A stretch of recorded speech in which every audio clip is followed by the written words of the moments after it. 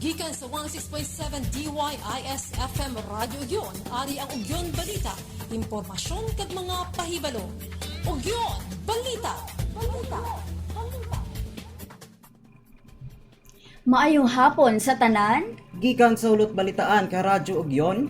Yari na Ugyon Balita, Agosto 1, tuig 2023. Iloilo Provincial Government nagatanyag ka scholarship para sa mga first year college. SB members sa DOSTA nagduso ka ordinansa nga nagatuyo institutionalize ang mabuhay kag salamat po nga mangin Filipino Brand of Service Excellence. Isa ka sa nabarbaranhon na pilian nga mangin Hungarian Student Scholar. IPPO ginpatpat ang kadamuon ka arrested wanted persons, illegal gamblers kag naga-illegal kuwari. Lapit 520 ka gramo ka illegal nga droga na recover sa duha ka banwa. Mas sobra 19,000 nga imbolbar sa illegal nga droga nakatapos sa drug rehab.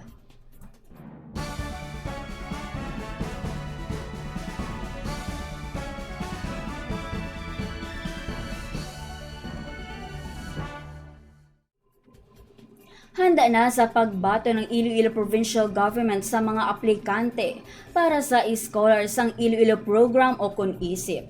125 tanan ka mga estudyante o kun 25 sa kada distrito ang mapilian sa programa.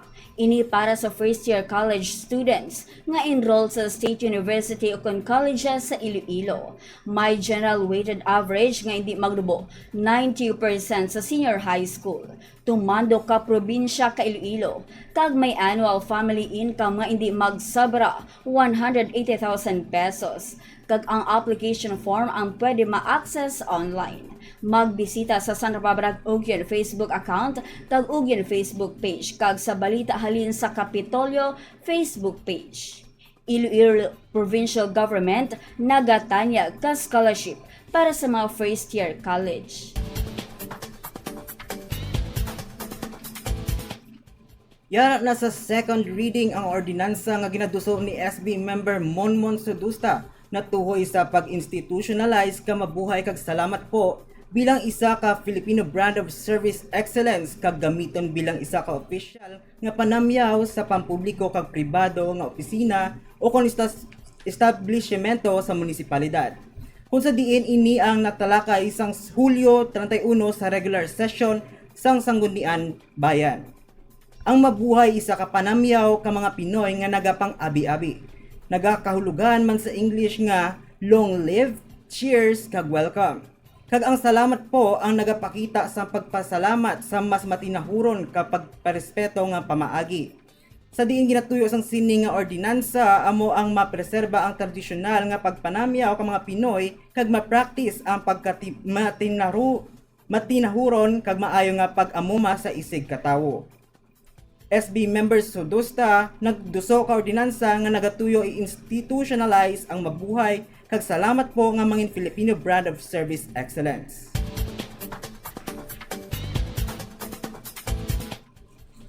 Napilian nga mangin Hungarian student scholar sa University of Debrecen ang isa ka Santa Barbaranhon nga si Tristan Buendia, kung sa diin isa sa mga 27 ka mga Filipino nga nadala sa sulod ka 300 ka mga aplikante.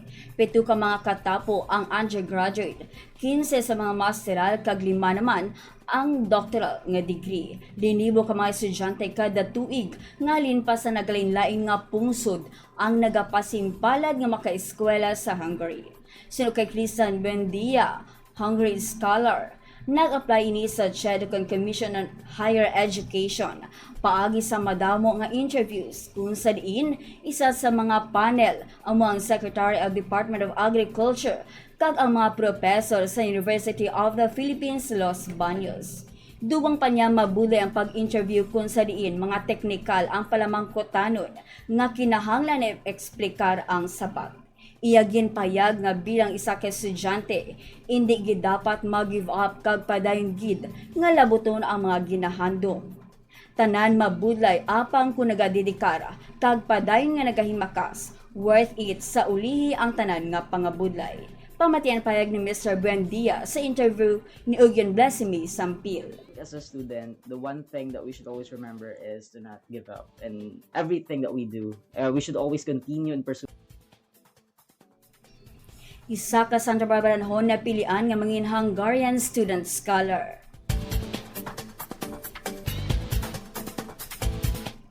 Ginpatpat na day Police Corporal Erwin Magarzo kag Police Corporal Vicente Bluza Jr. sa Ilonggo Caps on Air program sa DYIS-FM 106.7 ng ila accomplishments ang Hulyo 25 to 30, 2023. 23 tanan ang nadakpan nga wanted person sa bilog nga probinsya kay Iloilo. 3 diri ang most wanted person kag 20 naman ang other wanted persons. 6 naman ang nadakpan nga illegal nga nagasugal kag 5 ang na-apprehend nga naga-illegal quarry. Pamatian ang pahayag ng day Police Corporal Magarzo kag Police Corporal Bluza. So 23 na ang natigayon sining madakop no sa campaign naton, intensified campaign on arrested person. Kag sa kampanya naman naton sa illegal sining nga sugal no or intensified campaign against illegal gambling. Nara kita sining ka anong nga nadakpan no sa busan nga semana sa July 24 to 30. Ano mga tigayon nga madakop kag napasakaan na sang mga kaso.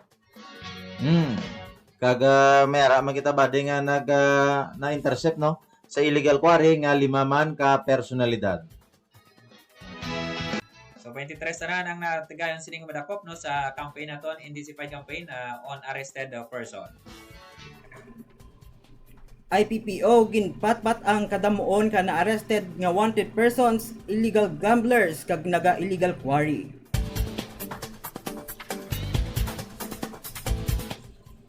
Naglabot sa lapit 520 ka gramo ka illegal nga droga ang na-recover ka mga kapulisan kaupod ang PDEA sa sulod kay isa ka semana sugod Hulyo 24 to 30, 2023. Kung sa diin 515 ka gramo ka illegal drugs, duha ka high value individual nga nadakpan sa Banwa ka Santa Barbara sang Hulyo 29 kag 4.5 ka gramo ang na-recover sa Banwa ka Barotac Viejo.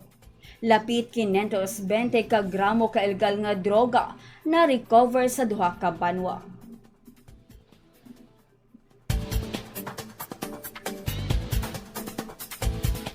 $19,251 ka mga persons who use drugs o kon PWODs kag small-time drug offenders sa Western Visayas ang namuligan ka drug rehabilitation program ka gobyerno. 18,333 tanan ang nakagraduar sa community-based drug rehabilitation program, 507 ang sa treatment and rehabilitation center, kag 411 naman ang nakagraduar sa balay silangan. Kung sa diin ng balay silangan ang gintukod para sa small-time pusher o kon mga nagaduso, naga-surrender kag nagausar ka illegal nga droga nga nagakinahanglan kapag reforma. Masobra 19 ka libo nga na-imbolbar sa illegal nga droga nakatapos sa drug rehab. Kag ang moyadto ang natipon nga balita subong adlaw. Tubtubuha sa pareho nga oras kag istasyon. Sa DYIS-FM 106.7, ini si Eliza Cordero. Kag ako si JJ Bordon. Maayong hapon. Inyo nabatian ang mga natipon nga balita, impormasyon kag mga pahibalo. Nagikan sa Ugyon News Center.